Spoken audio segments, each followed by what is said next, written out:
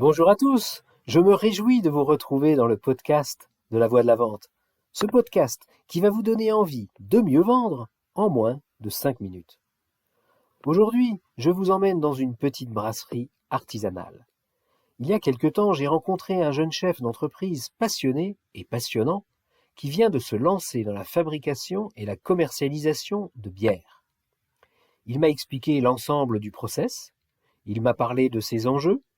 Il se trouve coincé entre des fournisseurs qui augmentent le prix des matières premières et des clients distributeurs qui refusent de payer plus cher son produit de qualité. Il m'a fait visiter sa salle de production et il m'a fait déguster son nectar qui est venu me chatouiller les papilles. Quand un artisan met son cœur et ses tripes dans son travail, ça donne un produit exceptionnel. Ce jeune homme m'a fasciné. Il a monté son atelier tout seul, en pensant à tout dans les moindres détails. Il a anticipé comment faire pour produire de façon pratique. Il a tout prévu pour facilement augmenter sa capacité de production sans avoir à arrêter de brasser. Comment en est-il arrivé là? Eh bien, il a passé 3 ans dans son sous-sol à développer des produits originaux et gustativement de très bonne facture, et j'imagine que pendant tout ce temps de mise au point, il a dû faire preuve d'une grande créativité, car le rendu de certaines de ses bières est juste bluffant. Mais bien entendu, il ne m'a rien raconté sur ce sujet, car c'est son savoir-faire et il ne va pas s'amuser à le raconter au premier venu.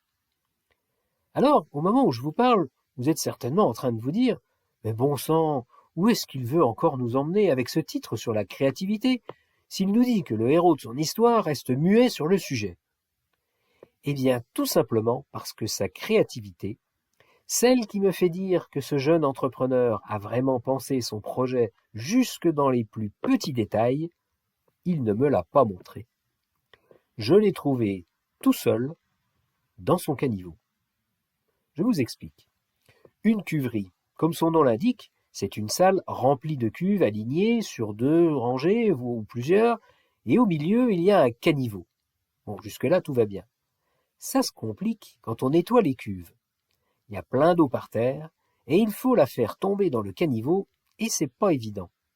Pour faire ça, on utilise une raclette, et voilà bien un travail certes indispensable, mais qui prend un temps fou et qui n'est guère valorisant. Mon brasseur, il a fait son caniveau en creusant une tranchée juste devant le mur de sa cuverie, à côté de ses cuves. Comme ça, il évacue l'eau avec son jet d'eau directement et il ne racle pas. Il gagne en efficacité et il peut consacrer son temps à inventer des bières innovantes plutôt qu'à racler.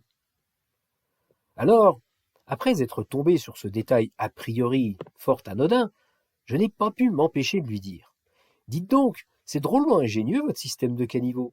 J'ai jamais vu ça nulle part. Comment ça se fait ?» Et là, il me sort la réponse de derrière les fagots qui tue.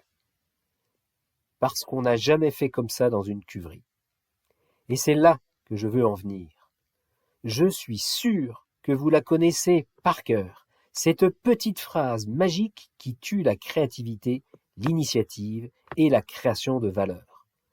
Cette phrase adorée par tous les pisse-vinaigres du monde qui adorent la standardisation et qui ne veulent surtout pas savoir ce qui se passe si on fait autrement de comme on a toujours fait. Parce qu'on n'a jamais fait comme ça, vous l'avez compris, cette phrase, je la déteste, je l'exècre. Alors vous, c'est quoi les phrases qui vous hérissent le plus le poil? Je vous laisse prendre un papier et un crayon pour en noter au moins 3.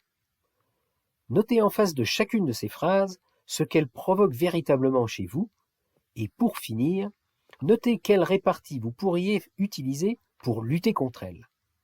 Voilà, sur ce je vous laisse et je vous dis à jeudi prochain, à bon entendeur, salut!